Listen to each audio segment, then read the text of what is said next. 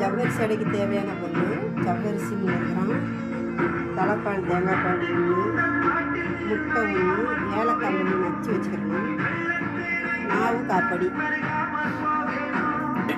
தேவையான அளவு சீனி போட்டுக்கலாம். சீனி இருக்குது, நான் எடுக்கலை, எடுப்பேன். இது எல்லாத்தையும் ஒன்றா மாவையும் ஏலக்காயும் போட்டாச்சு. முட்டை, ஒரு முட்டை, அதுக்கு அடுத்து தலைப்பால்.